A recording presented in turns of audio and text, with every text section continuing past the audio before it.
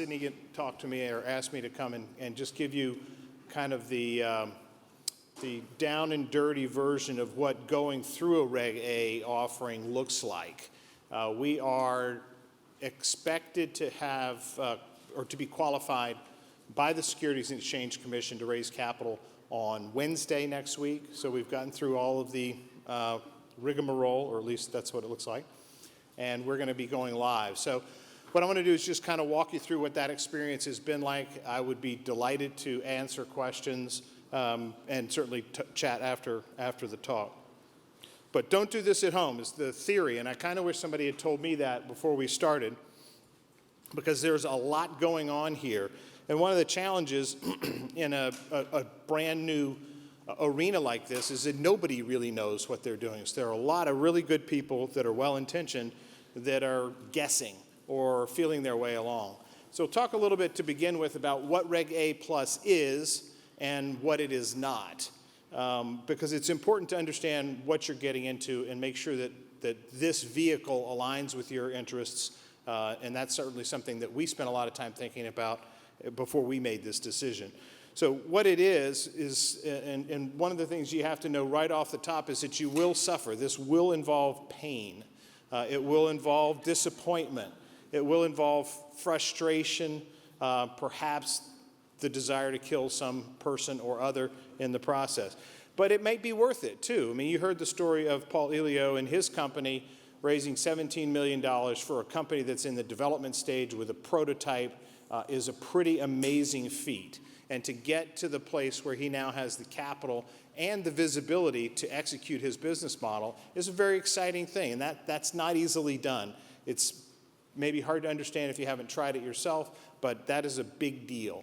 And so that's pretty exciting, and I think Reg A Plus has the potential to do that over and over again for lots of really interesting companies. But it won't be easy, and you will suffer. So what it is not cheap. There's a lot going on. All the people that have spoken in the previous two panels, guess how they get paid? They get paid from your pocket as you're doing your Reg A offering. And they all make money, and I'm not saying they get rich or that they're not delivering good services, but they all make money as you go through the process. You might not make money. You might get all the way through the process and find nobody wants the securities you're offering. They all got paid along the way. So it's not cheap because there's lots of folks that are trying to help you and you will need their help. It's not easy. The rules are not all that clear. And there are a lot of people in our culture who trade on fear. They want you to be afraid.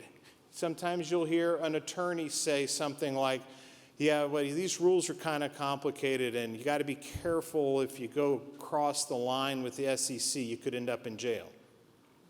Right? So that as soon as somebody says you could end up in jail, you probably need a different lawyer because they're trying to buffalo you with fear. But it's not easy, and there's a lot of stuff going on that you have to juggle. And there will always be surprises. We had surprises in places that I didn't even know there was an issue. And one of those, just to share an anecdote, is the whole idea of settling the transaction. So I'm on the front end, I'm the CEO, which is sort of a fancy word in most companies for the sales guy. So I'm out there talking to people, get excited about our company and what we're doing, how we can make money, make the world a better place, deliver better returns to property owners and better returns to our investors. And then I come to find out that even if I'm right and I can get people excited and get them to invest in our company, there's all this shocking complexity in actually taking their money and then delivering a security. And there's all these custody rules, and you got to deal with FINRA and the SEC, and you got to deal with DTC, and then you have to find this thing called a designated advisory something. They call it a DAD, which sounds like a bad thing to go have to find. And all of this stuff is going on, and I did not know about it. And then where I think we're done, we've just begun, and there's all this bureaucratic stuff going on. So it's not easy, and that's partly because it's also not fast. There are a lot of moving parts. There's a lot of integration, and it gets kind of boring and bureaucratic pretty fast. And as a result of all of those things, the process is really herky-jerky.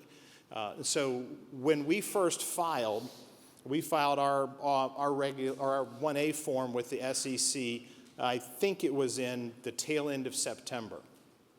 Our firm, unlike almost anybody else in the country, in 2014, we had done a Regulation A offering under the old rules. So we thought we knew how painful the process was going to be. And when we did our filing in late September, we were fortunate that the SEC assigned the same examiner that had done our previous one. Same business, right? Just a year and a half later, nothing major has changed. This should be easy. It's March. So it clearly wasn't easy, and it wasn't fast. And so we're now poised. But don't be shocked by this. You've now been warned. Doesn't make it any more fun. But what it is that it's a huge opportunity. Elio Motors is a great example. There are lots of really interesting companies and really vibrant entrepreneurs who have an opportunity to raise capital in a way that they never have before. I think, that it's a big deal for small companies, small to medium-sized enterprises. There are over 27 million of them in this country. The market cap for small companies is $75 trillion. That's way bigger than public markets. And now these companies have the potential to have access to capital to grow, to consolidate, to build new businesses, build their current businesses, make them stronger and bigger, and that's a big deal. And I think it's important because it is going to drive growth.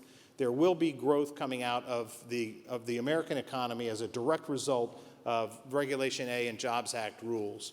The capital matters. There are a lot of companies that can deploy capital very profitably, but will never have the potential that's required to get the boys at Sand Hill Road interested, right? I mean, not every company is a 2000X.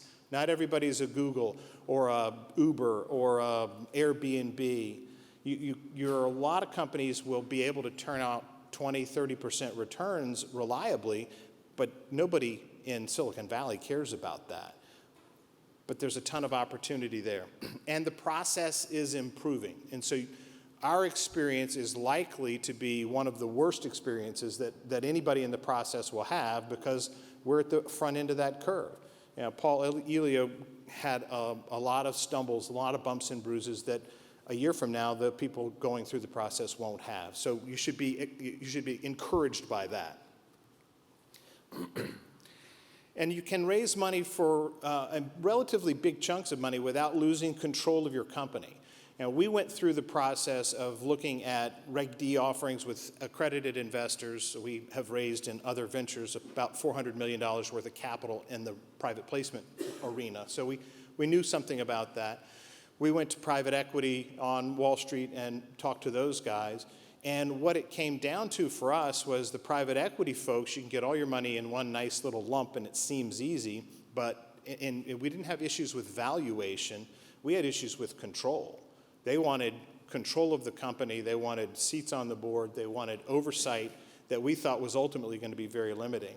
And so here's an opportunity to raise big chunks of capital without losing control of your company. You can control your destiny. You can drive the growth. And I would argue that for a company where passion and mission are an important part of it, that control element is not inconsequential.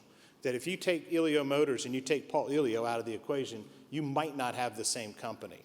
And so I think this is to me, this is a big deal and it's exciting. And so for us, those were all parts of the reasons. We thought we could raise the capital under Reg D, but we wanted to have liquidity. We wanted our investors to have the ability to sell their securities. In talking to the Reg D private placement accredited group, none of them shied away from a Reg A. No, we didn't have anybody say, well, yeah, I'll invest in a private placement, but if you go Reg A+, we don't want to have anything to do with it. So I don't think we lose anybody by using the A+ structure. And so for us, it seems to make sense, and we'll know sometime in the near future. But Allegiancy's offering, we're a fee-based, pure-play real estate investment manager. We don't own the real estate. We make the real estate perform for its owners, and we earn fees for doing that. That gives us a very stable revenue, stable income stream. We're a profitable company and have been for years. The company was started in 2006, so it's not a brand new venture. We've been doing live fire drills on our proprietary technology platform for years. And so all of this stuff is established, and what I like to say is that it's old guys that are pretty serious about this stuff. We're not monkeying around. And our proprietary technology is really all about introducing efficiency into the real estate environment. Anybody in here, probably not that many, but if you've been involved in commercial real estate, it won't surprise you when I say that the industry operates as if it were 1950. The database is the sticky note on your computer screen, the decision engine is a yellow pad, and the cell phone is the most amazing invention that's ever impacted real estate. That's how it operates, and we're working to change that. And so in our offering, what we're doing is we're raising $30 million in common equity. So we're not doing a debt deal. I've heard a lot of people talk about how debt deals are easier to get done. We're doing common equity, expect to pay a 4 to 6% dividend on that common equity. Our shares, just like Elio Motors, will trade OTCQX. If you're not familiar with that, that is a place where a lot of very large companies trade. BNP Paribas, AXA, Heineken, one of my favorites, Bombardier, another fun company. Our company's profitable today. We have a stable revenue base. We've got a good track record, and we're growing very fast. We've grown 400% since our last offering in April of 2014. So there's a compelling business behind the investment proposition at Allegiancy, and it's one that most people can understand. The bad news is it's not really all that sexy. There's no cute little car for me to sell. It's not all that exciting. We're managing real estate. People think that happens automatically, but it really doesn't. But it is profitable, and it's an enormous opportunity. So the real estate market is very inefficient, in our opinion, but it's big. I mean, there's $15 trillion of assets in the United States, throws off $886 billion in revenue. If I can move the needle even just a little bit in an area that vast, we can make gobs of money. Our investors in the last year have enjoyed over $7 million more cash flow into their pockets because of our efficiencies, because of our systems, than they had the year prior.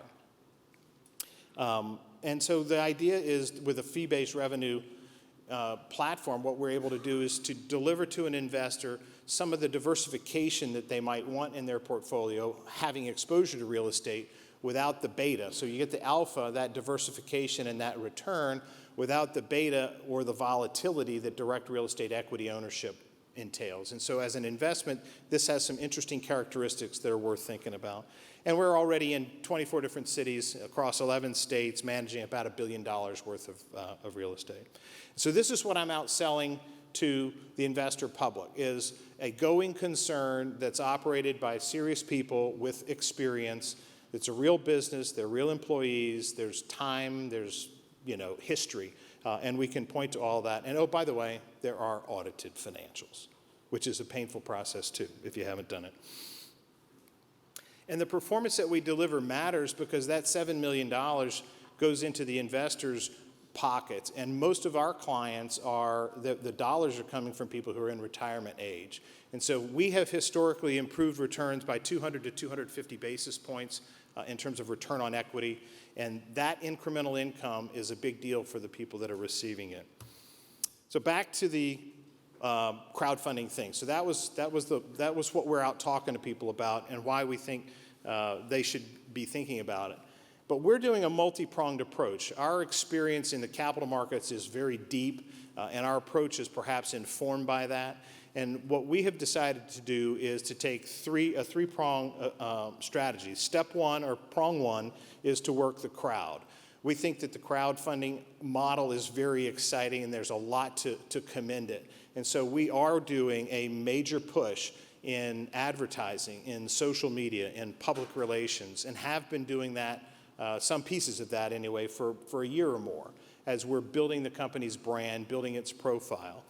We are networking with our current investors. We're using those guys as a test market, if you will, for the messaging that we're pushing out. And all of that outreach drives people to a landing page where there's an Invest Now button. There's the opportunity for them to participate in this IPO. So that's prong number one. And that's really kind of what Elio did, right? So that was the whole process for them. We've added another layer, another prong, and that's professionals. And so for us, we have a relationship with W.R. Hambrecht, which some of you may know. It's a San Francisco-based investment banking firm that has been at the forefront of technology, IPOs, and investment banking for years. They were the lead underwriter for Google's IPO and lots of others. So a very established, highly reputable company in the technology-oriented investment banking IPO space.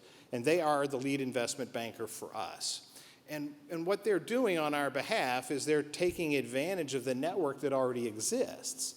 There are already thousands of registered investment advisors and financial brokers, registered representatives. And W.R. Hambrecht is building the network or a selling group of those people who are then, in turn, reaching out to people that are their clients. And so we're able to approach that ultimate investor through someone they already trust. That's a model that has worked for a very long time. We think it's worth blending these together, and so that's prong 2 for us, is using the existing networks.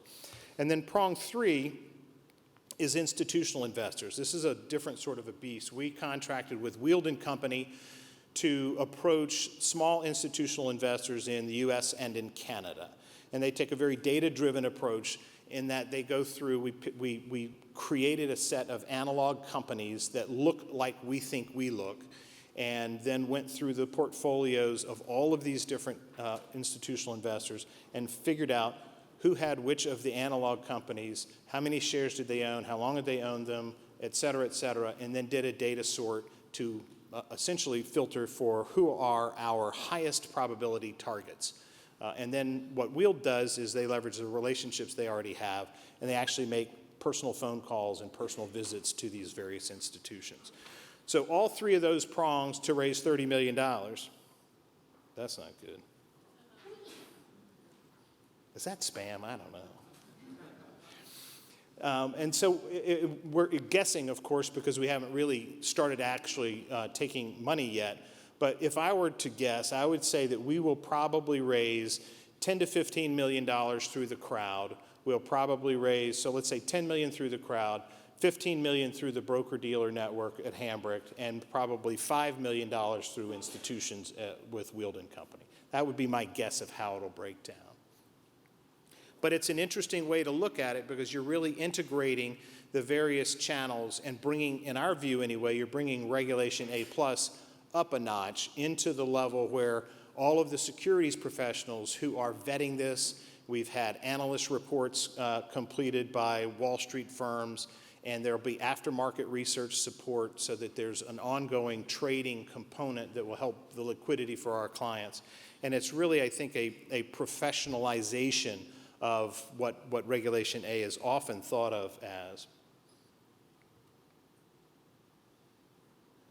Let's see if I can make this work again. And so the question is, will it work? And of course, I really, really hope it does, because we've paid lots and lots of fee-based advisors for their help along the way. And we will see soon. We'll see how it works. But the one thing that you should know for sure that is beyond question is that it will cost you. And this is roughly where we have shaken out so far. Some of this money hasn't been spent yet, but we pretty much know what it's going to look like. And so in legal fees, we will spend about $150,000. In public relations, which is some of that is a little bit, I mean, we've done some of that already, so it's not all just for this one offering, but we've spent about $75,000. We'll spend $250,000 in advertising and promotion, some of which might include public relations. And then the roadshow marketing that is all directed toward getting the word out amongst investors will probably cost another $100,000. And so if you're truly a bootstrap startup, that could be pretty daunting. You might not want to spend all that money. And so you may want to think carefully about how you approach it. I'm not saying you have to do it this way. I mean, not at all. But I suspect that, I don't know if Ron's still in here or Darren, I mean, not that you should reveal this, but I suspect that Ilio Motors spent a fair amount of money as well. And there's really no way to get around that. And then not included in that, which really should be, is the accounting. We spent at least $75,000 in audit fees because we have an existing business with historical records. SEC requires you go back and audit in arrears. So we had to deliver 2 years of audited financials. And then because we had done an acquisition, we had to go audit their books backwards and then integrate them in the past. So it got expensive. But at any rate, you're going to spend some money. You want to think about that carefully. I think it's going to be worth it. I think that we're going to be able to raise $30 million and drive enormous growth for Allegiancy, and that we'll be able to double our staffing. We'll be able to grow from $1 billion of assets under management to $2.5 billion in a year and upward toward $10 billion in the next year. And that kind of growth will more than offset these expenses. And just in case you think this is really a lot of money, if you try to do an actual S1 registration and get listed on the NASDAQ or New York Stock Exchange, that number probably has to be multiplied by 10. It'll cost you easily $3 or $4 million to get an S1 through the process. So even though it's a lot of money, it's a lot cheaper than the other alternatives. And I think that's it for me. I had two questions from the audience. One that I'm going to ask. One is that I know you did Reg A and the Reg A Plus you're doing right now. What's the difference? I mean, is it easier? No, I mean, the old Reg A, it was the old rules, so we did then what we were able to do because the rules hadn't been created yet. And the biggest problem with that was you have a $5 million limit and you have to coordinate with all the states. And so we made the offering in, I think, 11 states, and it was a nightmare because we went out to everybody at the same time, and then, you know, Ohio would come back and they'd say, hey, change paragraph 3A Romanet 2, which we would then do, and then you got to send it back out to everybody else. And then Michigan comes back and says, you know, paragraph 37, you need to change that. So then you got to go back to Ohio, who you thought you were done with. And so you get into this crazy back and forth, and oh, by the way, it's not you making the phone calls, it's your $350 an hour lawyer making the phone calls. And then you get these bills, and then the lawyers are talking to each other, and they, you know, shooting the shit about the game, I don't know, but the bills get big. And that's really the problem with the tier one of Title III, right? So the under $20 million rule, you still have that state level issue. This has been, from that perspective, the Reg A Plus process has been much, much more efficient. Thank you very much, sir. Thank you. Stephen Sadler, ladies and gentlemen. Thanks.